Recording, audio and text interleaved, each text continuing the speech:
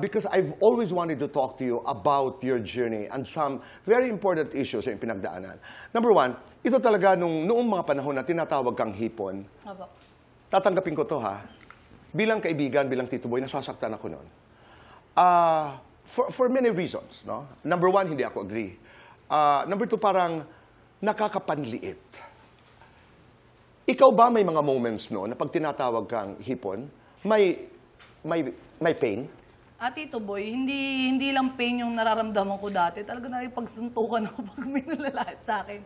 Hindi naman ako perfect, Tito Boy. Sabi ko nga, siguro mas naging strong lang ako magsalita ngayon. Pero, Tito Boy, dati talaga nakikipagbugbugan ako kapag may nalalait sa akin. Kasi parang, buong buhay ko ba, kailangan ko bang malait muna bago ko ma-appreciate ng mga tao na kapaligid sa akin. Doon ko na-realize na the more na inaasar ka, the more mo i-motivate yung sarili mo na mali sila. Okay. Gamitin mo yung pagkakataon na pang-aasar nila sa'yo, yung imperfection mo, mahalin mo yun.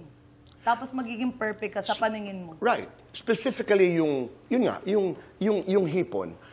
Was there a time na sasakyan ko na lang para less pain? Dumaan ka ba doon? Nung kumikita na po ako dahil sa pantawag nila sa aking hipon, okay sige, asarin niyo lang ako. Kumikita ako, napapalamang ko pamilya ko dahil sa pang-aasar niyo. Oo. Pero tingnan mo naman, ang ending beauty contest, I mean, look at you today. Diba? Yun lang ang gusto kong sabihin. Tingnan niyo po sa Herlin today. Buo ang pagkatao. May isa pa. Pero Tito Boy, ayoko pong sabihin nila na parang ganun na ba ako ka-success? Hindi ho. Tumitingin pa rin po ako sa presyo ng mga bilihin. At syempre, nandito pa rin po ako sa punto na hindi ho ako perpekto. Kunin nyo lang po yung mga magaganda kong nagawa, pero wag yung mga pangit. Kasi hindi po ako yung tipo ng taong sinasamba. At talagang ako po tao lang nagkakamali. Kaya kukunin nyo lang yung mga alam yung tamang ginagawa ko, wag yung hindi. Hindi. Kaya nga sinasabi ko, malayo nang narating. Pero malayo pang lalakbayin. Malayo pa po. Oo, ang dami pa. Doon naman kasi masakit din pakinggan yung, sinasabi nila bobo ako. Naririnig ko yun. Oo. How painful was that?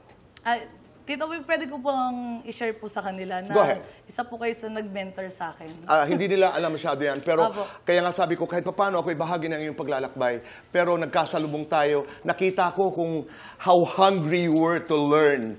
Gutom na gutom kang matuto. Sobrang patay gutom ko po. Sobrang patay gutom para matuto. Opo. Okay, naalala ko yun.